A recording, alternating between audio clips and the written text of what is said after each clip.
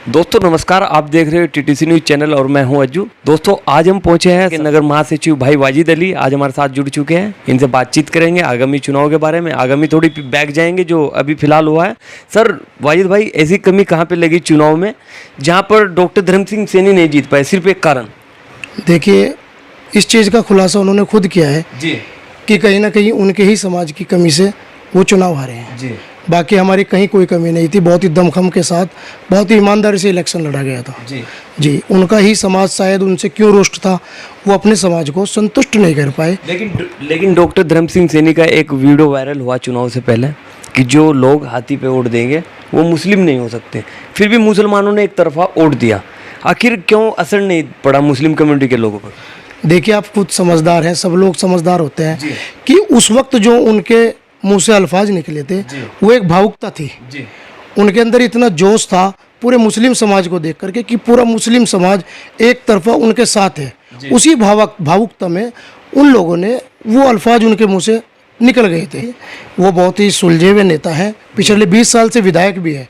वो सर्व समाज की, देखो, जो सद्भावना होता है, प्यार होता है, वो सब जानते हैं। किसी की भावना को ठेस पहुंचाने का उनका कोई मकसद नहीं था। अच्छा, सरसावा में से वोट कितनी मिली डॉक्टर धर्म सिंह सैनी को? सरसावा से काफ़ी वोट मिला है जी, बहुत ही मिला है।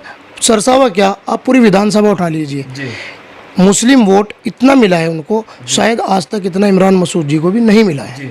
कहते हैं कि इमरान मसूद की वजह से वोट मिला है डॉक्टर धर्म सिंह सैनी को। देखिए, एक लहर थी जो हमारे नेता है माननीय अखिलेश यादव जी, एक लोगों के अंदर इच्छा थी कि उनकी सरकार आए। उनके काम जो उन्होंने अपनी सरकार में किए थे, लोगों ने उनको देखते हुए वोट किया है। हार जीत ये लग रहते हैं इलेक्शन के। देखो, किसी भी चुनाव का दो पहलू होते हैं, हार और जीत। हम लोगों ने पूरे प्रदेश में बहुत ही अच्छा चुनाव लड़ा है। हार जीत वो किस्मत की थी, लोगों ने जहाँ जहाँ स्वीकार किया है हमारे कैंडिडेट जीते हैं। बाकी आप सब खुद समझदार हैं। लेकिन आगामी जो चेयरमैनी चुनाव है, लगभग 6 महीने बचे, इसमें किस ओर देख रहे हो? क्या तैयारी आपकी भी है चुनाव लड़ने की?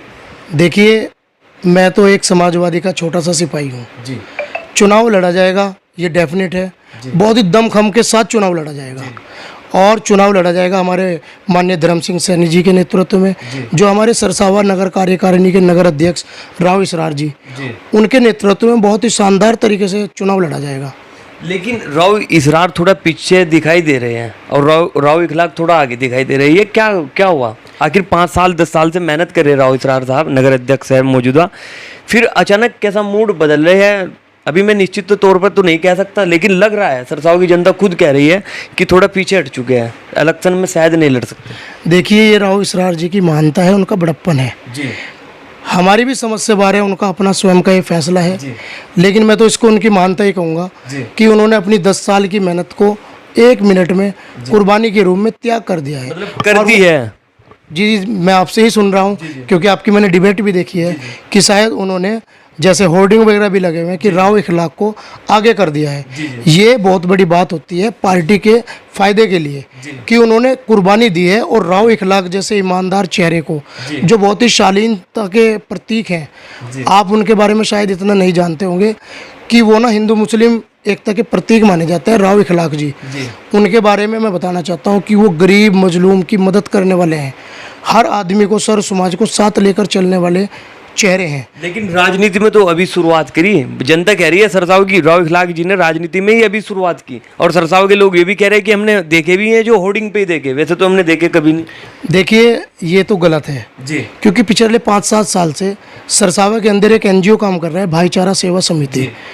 और ये मैं आपको बता दूं कि भाईचारा सेवा समिति के संस्थापक ही राव इखलाक हैं और हमारे कमर रोहिला जी हैं।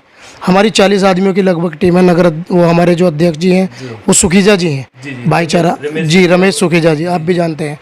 तो हम लोगों ने काम किया है, हिंदू मुस्लिम एकता के प्रतीक के रूप में काम किया है, चाहे वो कांवड़ सेवा हो, कोई भी ऐसा काम हो, हम लोग सर्व समाज को साथ लेकर चलने का काम किया है और राव इखलाक का उसमें बहुत ही बड़ा योगदान रहा है। लेकिन वाजिद भाई, निधिकांत भाई भी अभी पूरी फाइट में है, कह रहे कि चुनाव लड़े जाएगा अगर पार्टी का टिकट हुआ। संदीप सैनी जी, विजेंद्र सैनी के छोटे भाई, अगर OBC में सीट आती है फिर उनके विजेंद्र सैनी जी की मिसिज चुनाव मैदान में, और मुनाजिर हुसैन जैदी जी रजब अली जैदी जी भी खुद कह रहे हैं कि दावेदारी हमारी रहेगी, लेकिन इतने तो टिकट नहीं हो पाएंगे, पार्टी से सिर्फ एक टिकट होगा।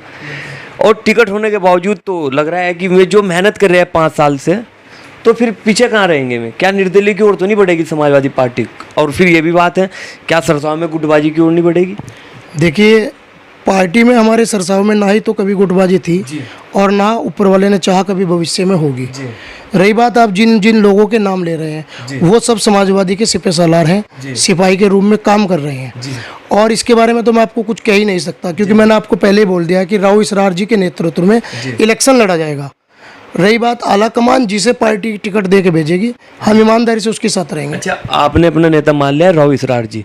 अगर राव इसरार जी कहेंगे आपको, अगर 1% टिकट ना हुआ और उन्होंने कहा कि राव इखलाक जी आप निर्दलीय चुनाव लड़े, तो आप फिर निर्दलीय में उनके साथ रहोगे? देखिए, मैं तो हमेशा से कहता हूँ, सबको पता है कि राव इसरार जी के साथ हूँ। राजनीति में जो पहचान मुझे मिली है, करने वाला तो खुदा है, लेकिन राव इसरार जी का बहुत सहयोग है। अच्छा, साथ लेकर चलते हैं आपको? बिल्कुल 100 के 100% साथ लेकर चलते हैं और मुझे इसमें कोई कहने में हिचक नहीं है। अगर राव इसरार जी मुझे जो हुक्म देंगे, मैं उसके बारे में बिल्कुल भी नहीं सोचूंगा। उनके मुंह से निकला हर अल्फाज मेरे लिए हुक्म है। अजीत भाई, थोड़ा सा ये बताओ कि आप जैसे चुनाव में जाओगे, थोड़ा बहुत आप घोषणा पत्र तो आप लोगों ने तैयार कर ही लिया होगा कि हम ये वायदे लेकर जनता के बीच में जाएंगे, थोड़ा बताइए जनता को। देखिए, मैंने आपको पहले ही बताया कि मैं बहुत छोटा सिपाही हूँ। मैनिफेस्टो तैयार करने का अधिकार राव इसरार जी को है, वो नगर अध्यक्ष हैं। अभी उसके बारे में तो मैं कुछ कह ही नहीं सकता, क्योंकि जब मैनिफेस्टो आएगा तो शायद मैं आपके माध्यम से ये बता दूं कि सबसे पहले हम आपको ही बताएंगे।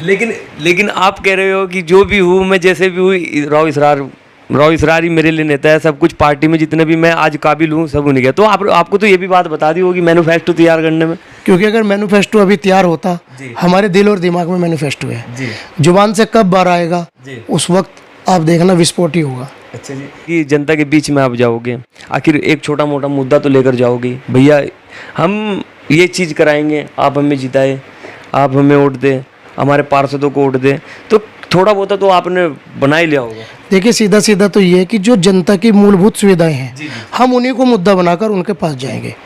झूठा वादा हमारी पार्टी का कोई आदमी नहीं करेगा। वादा उतना होगा जितना निभाया जाएगा। बिल्कुल यही हमारा मैनिफेस्टो है, यही हमारी थीम है, जो भी है आप समझ लीजिए। लेकिन समस्या सरसाव में सबसे बड़ा जो समस्या है अभी बस स्टैंड की है वाजिद भाई, और मैं हर जगह पे यह बात, हर जितने जिम्मेदार नागरिक है सरसाव में, मैं हर आदमी से कहता हूँ कि बस स्टैंड का मामला आप थोड़ा सा बताएं कि बस स्टैंड को कैसे देखते हो? देखिए, बस स्टैंड की जरूरत है सरसावा में और बहुत ज़रूरत है। हर आदमी अब से पहले शायद संभव प्रयास भी किए होंगे सबने, लेकिन कहीं ना कहीं आकर वही बात होती है कि सरसावा में बस स्टैंड बनाए कहाँ। जब ये सुनिश्चित हो जाएगा कि बस स्टैंड यहाँ बन सकता है, तो शायद कोई ना कोई तो बस स्टैंड बनाएगा ही।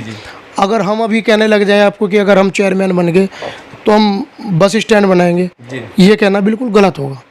क्योंकि बस स्टैंड बनाए कहाँ, सबसे पहले वो सुनिश्चित करना सबसे बड़ा मुद्दा है कि सरसावा में बस स्टैंड बने कहाँ। लेकिन समस्या कल तो जब बन जाओगे चेयरमैन तो निकालोगे तो आप ही हो। बिल्कुल निकाला जाएगा, क्योंकि जब हम चेयरमैन बन जाएंगे, ऊपर वाला इज्जत देगा, जिम्मेदारी देगा, तो जो आला कमान के हमारे जो पदाधिकारी हैं, नेतागण हैं, उन सबके सलाह मशवरे से, पूरे सरसावा की जनता से, उन सबके सलाह मशवरे से ये सुनिश्चित कर लिया जाएगा जो आज तक सुनिश्चित नहीं हुआ।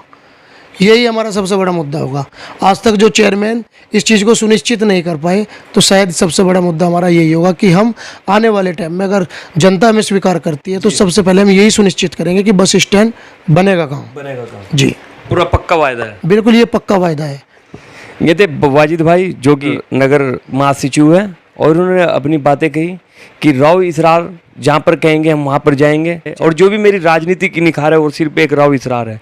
हालांकि बस स्टैंड का बड़ा मुद्दा है। कहते हैं कि जब भी अगर हम जीत जाते हैं, हमारी पार्टी जीत जाती है, तो हम सबसे पहले मैनिफेस्टो उसके लिए तैयार करेंगे। दोस्तों, हम देते रहेंगे इसी तरीके से आपको अपने न्यूज़ की जानकारी। मिलते हैं आपको नेक्स्ट वीडियो में। मैं हूँ अज्जू।